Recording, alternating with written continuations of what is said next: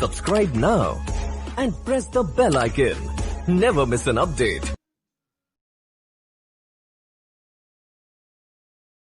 मैंने आपको reflection of light के बारे में पढ़ाया था, रिफ्लेक्शन ऑफ लाइट। आज मैं आपको रिफ्लेक्शन ऑफ लाइट के बारे में पढ़ाऊंगा। ये लाइट का ही टॉपिक है, तो हम रिफ्रैक्शन ऑफ लाइट के बारे में पढ़ेंगे।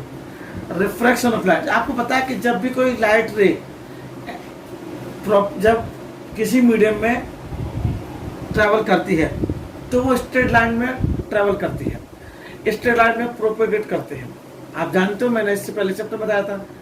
लेकिन जब कोई लाइट रे एक मीडियम से दूसरे मीडियम में एंटर करती है तो बैंड हो जाती है। क्या होती है? बैंड हो जाती है, लाइट रे बैंड हो जाती है। इसी को हम लोग क्या कहते हैं? रिफ्रैक्शन ऑफ लाइट कहते हैं। मतलब it is the phenomena of bending of light as it passes from one medium to another medium. Clear? अब देखिए यहाँ पर मीडियम कैसे, आपको सपोज करो कि ये आपका ऊपर एयर है और नीचे वाटर है, और आपका ये नॉर्मल है। ये लाइट रे एंटर कर रही है, तो एंटर कर रही है, आपकी जो लाइट रे है वो लाइट रे ऐसे एंटर करके इसमें एंटर करेंगे होनी चाहिए, लेकिन ऐसे ना करके ये लाइट रे ऐसे हो जाती है, ये बेंड हो जाती है। इसी को हम क्या कहते हैं? आप इसी फिनोमेना को रिफ्रैक्शन ऑफ लाइट कहते हैं। जब एक लाइट रे एक मीडियम से दूसरे मीडियम में, यहाँ पर एयर और वाटर मीडियम रखे मैंने, एक मीडियम से दूसरे मीडियम में एंटर करते हैं तो वो लाइट रे बेंड हो जाती है। इसी फिनोमेना को हम लोग क्या कहते हैं? रिफ्रैक्शन ऑफ लाइट बोलते हैं। क्लियर? अब यहाँ पर अगर हम बात करते हैं कि मीडियम 1 मीडियम 2, हम एयर को मीडियम 1 ले सकते हैं और वाटर को मीडियम 2 ले सकते हैं। अब ऐसा कैसे हो सकता है कि कैसे होता है? देखिए, अगर आप दो मीडियम हमारे पास होते हैं, जैसे हम लोग दो मीडियम की बात करते हैं, एक मैं आपको एग्जांपल देता हूं। जैसे अगर आपको आपकी एक बाइक, आप बाइक चला रहे हैं और बाइक चलाए जा रहे हैं सीधे एक स्ट्रेट रोड पर आप बाइक चला रहे हैं, लेकिन जैसे ही आपको बाइक टर्न करनी होती है तो आप क्या करते हैं? उस बाइक की स्पीड को कम करते हैं। बाइक की स्पीड को क्या करते हैं? कम करते हैं। और जब बाइक की स्पीड को कम करते हैं बच्चों, तो हम उसको टर्न कर पाते हैं। ऐसे ही सिंपल सी लैंग्वेज में समझ लीजिए कि एयर से वाटर में या वाटर से एयर में जो बेंडिंग होती है, लाइट रे बेंड होती है, वो क्यों होती है? क्योंकि जो स्पीड ऑफ लाइट है एयर में और स्पीड ऑफ लाइट और वाटर में वो डिफरेंट है। इनकी ऑप्टिकल डेंसिटीज डिफरेंट होती हैं। क्या होती है? ऑप्टिकल डेंसिटीज डिफरेंट होती है। इस वजह से लाइट रे बेंड करती है। क्या करती है? बेंड करती है। अब मैं आपको एक सिंपल सी लैंग्वेज में एग्जांपल दे बताता हूँ। यहाँ एयर और वाटर है, मैंने आपको यहाँ पर दो मीडियम लिए, एक रेयर मीडियम, दूसरा डेंसर मीडियम। रेयर और सेकंड डेंसर। ध्यान से देखिएगा, मैंने यहाँ पर दो मीडियम लिए, रेयर मीडियम और डेंसर मीडियम। ये मीडियम है, रेयर और डेंसर। तो रेयर डेंसर पर तो ये समझना है कि रेयर मीडियम होता क्या है और डेंसर मीडियम होता क्या है। देखिए, अगर मैं आपसे कहूं कि ऐसा मीडियम जिसमें जो स्पीड ऑफ लाइट होती है, स्पीड ऑफ लाइट वो अगर ज्यादा होती है, क्या होती है? ज्यादा होती है, तो वो रेयर मीडियम कहलाता है। क्या कहलाता है? Rare medium. अगर आपकी ऐसा मीडियम जिसमें स्पीड ऑफ लाइट ज्यादा हो, स्पीड ऑफ लाइट कैसे हो? ज्यादा हो, तो क्या कहलाती है? आपका वो मीडियम रेयर मीडियम कहलाता है। क्लियर? जैसे अगर हम ग्लास और वाटर को कंपेयर करें, ग्लास और वाटर को, तो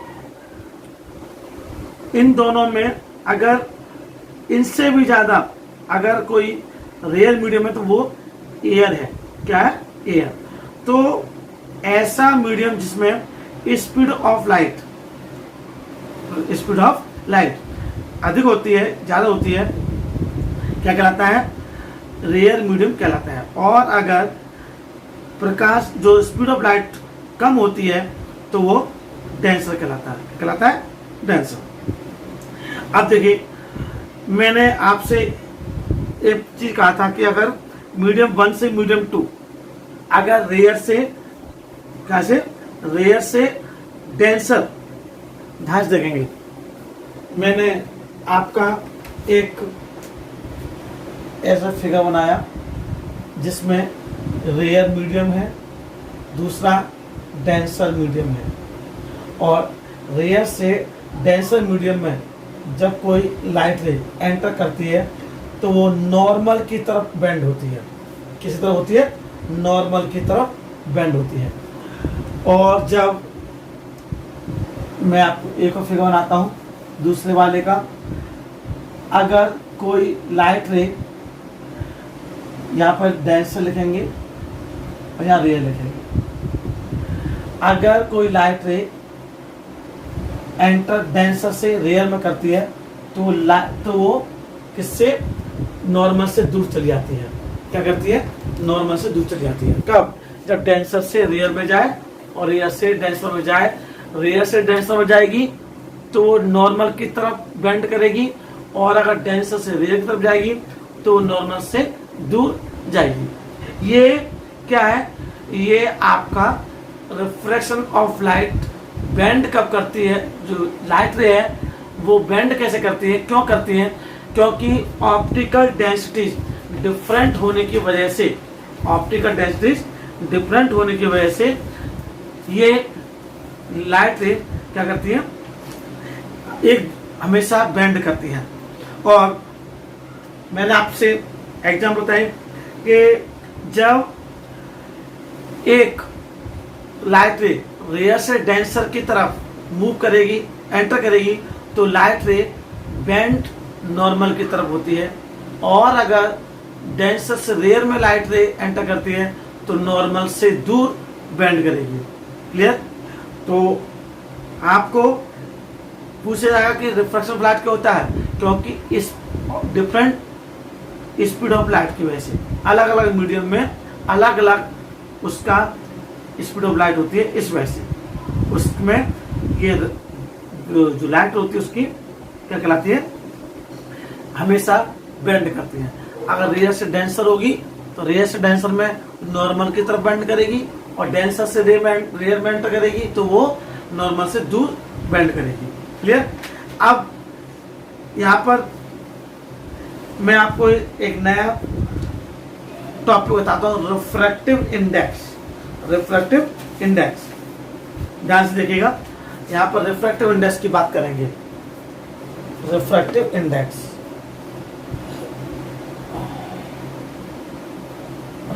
इंडेक्स देखिएगा, ये अच्छा टॉपिक है और आपको नया है।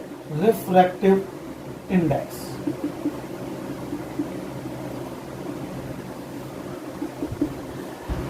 अब रिफ्रैक्टिव इंडेक्स क्या होता है अगर हम देखेंगे ध्यान से।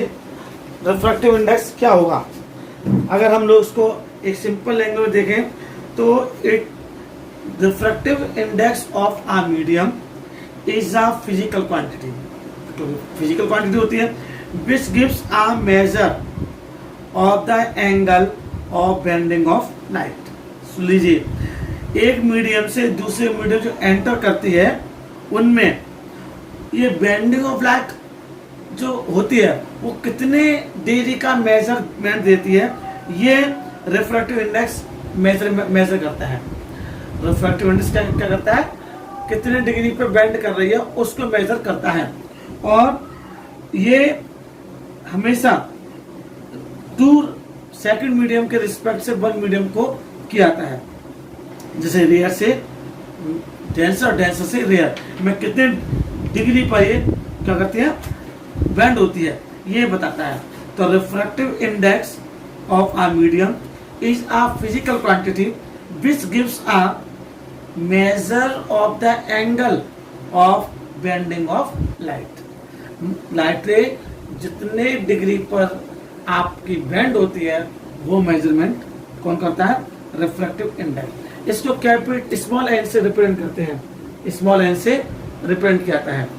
तो अगर हम लोग इसको करेंगे एन, जैसे 2n1 मतलब सेकंड मीडियम से फर्स्ट मीडियम में, तो क्या हुआ, सेकंड मीडियम से फर्स्ट मीडियम में क्या हुआ, देखिए ध्यान से, speed of light in medium first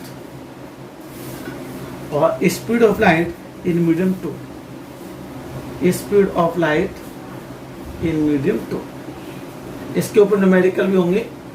तो ये 2n1 मतलब रिफ्रैक्टिव इंडेक्स पूछा है, तो speed of light in medium 1 और speed of light in medium 2, इसमें रिफ्रैक्टिव इंडेक्स को हम इससे रिप्रेजेंट करते हैं। अब जैसे रिफ्लेक्शन ऑफ लाइट के लॉज थे, ऐसे ही रिफ्रैक्शन ऑफ लाइट के क्या है, लॉज है, laws of refraction of light. ध्यान से देखिएगा, लॉज और रिफ्रैक्शन ऑफ लाइट। आप देखिए ये सिर्फ मेजरमेंट करता है कौन, रिफ्रैक्टिव इंडेक्स। अब लॉज आएंगे, laws of refraction of light.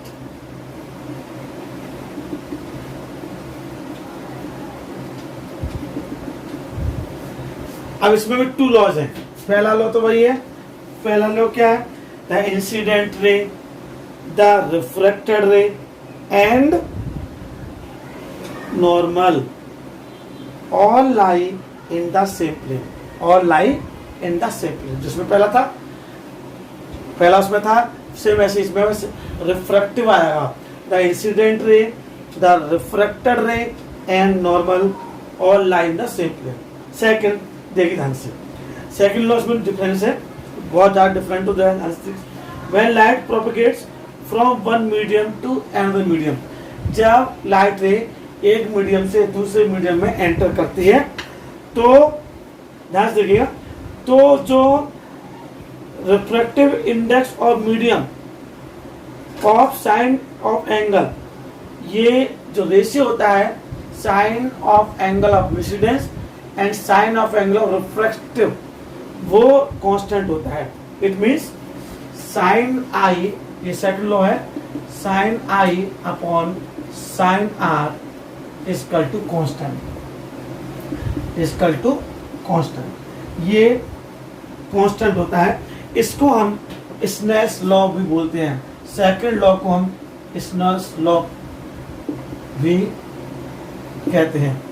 कभी कभी पूछा जाएगा स्नेल्स लॉ क्या होता है, तो लिखेंगे the angle of incidence of sine, या sine, the angle of sine of an incidence and the ratio sine of angle reflection is constant. Clear, ये सेकंड लॉ है इसका, law of reflection of light का, जहां पर आपको second law sine I upon sine I equal to constant. जहां मैंने आपको कांस्टेंट लिखाया है वहां पर आप एन भी लिख सकते हैं, sine I upon sine I equal to क्या। आप देखिए, जो मैंने अभी आपको इससे पहले रिफ्रैक्टिव इंडेक्स बताया, रिफ्रैक्टिव इंडेक्स की कोई यूनिट नहीं होती। Refractive index has no unit. यहाँ पे लिख सकते हैं जो भी लिखा है, तो मैंने आपको refractive index has no unit, क्योंकि ऊपर लिखा था speed of light in medium 1, सेट को नीचे लिखा speed of light in medium 2। अब आपको मैंने ये बताया कि किस टाइप से रिफ्रैक्शन होता है, डेंसर क्या होता है, रेयर क्या होता है, किस तरह से बेंड करते हैं और रिफ्रैक्शन होता है क्यों, लॉज और रिफ्रैक्शन क्या होता है। अगर मैं आपको इसके इफेक्ट बताऊं या एप्लीकेशन बताऊं, एप्लीकेशन ऑफ रिफ्रैक्शन, ध्यान से देखिएगा, application of refraction, application of refraction. अब इसके रिफ्रैक्शन के रेप्रेजेंट कहाँ होते हैं, ध्यान से समझिए। उसके बाद मैं इस टॉपिक को जो होगा ध्यान से देखिए। पहला अगर मैं कहूँ, the thickness of glass slab, thickness of glass slab appears to be less। क्या होता है, जो ग्लास स्लैब की थिकनेस है वो कैसी लगती है। देखो एक छोटा सा मैं एग्जांपल देता हूँ, आपको समझ में नहीं आएगा। एक पेंसिल है जो पानी में, वाटर में आप इमर्स्ड है, वाटर में डूबी हुई है, ठीक। तो पेंसिल जो पानी में डूबी हुई है कैसे लगेगी, bent, appears to be bent, appears to be bent। The part of pencil which is inside the water appears thicker। जो पेंसिल पानी में डूबी हुई है, पानी के अंदर है, वो ज़्यादा उसका पार्ट मोटा लगेगा। और बिकॉज ऑफ रिफ्रैक्शन, और जो इंक डॉट मार्क होगा उनको अगर हम लोग appears to be लगता है कि कुछ उभरा हुआ लगता है, स्वैलोड लगता है। और lemon kept in water in beaker appears to bigger। अगर ऐसे ही किसी बीकर में पानी भर लीजिए और पानी भरने के बाद उसमें लेमन डाल दिया, नींबू डाल दिया, तो वो क्या हुआ, वो हमें जो उसका एक्चुअल साइज है वो उससे बड़ा दिखाई देगा, एक्चुअल साइज से वो बड़ा दिखाई देगा। The shape of the sun is oval at sunrise and sunset. और रिफ्लेक्शन ही है जिसकी वजह से हमें सनराइज और सनसेट के टाइम पर वो ओवल लगता है। कह सकता है ओवल लगता है। ये एप्लीकेशन कह सकते हैं हम रिफ्लेक्शन के, कि जो उसका एक्चुअल साइज होते हैं वो बड़े दिखाई देते हैं। पानी में डूबी चीज़ हमेशा हमें लगती है कि वो बेंट हुई है, झुकी हुई है, मुड़ी हुई है। और जो ग्लास स्लैब है वो अपने साइज से ज़्यादा मोटा दिखाई देता है। ये सब किसके एप्लीकेशन है, रिफ्रैक्शन के। नेक्स्ट जो होगा आपका टॉपिक जो मैं बताने वाला हूँ, बहुत इम्पोर्टेंट, वो इम्पोर्टेंट टॉपिक, इसमें आपको मैं लेंस के जितने भी लॉज आपके रे डायग्राम होंगे वो बताऊंगा। और रे डायग्राम के अलावा मैं आपको न्यूमेरिकल लेंस फॉर्मूले कैसे करते हैं वो आपको इसके बारे में नेक्स्ट वीडियो में बताता हूँ।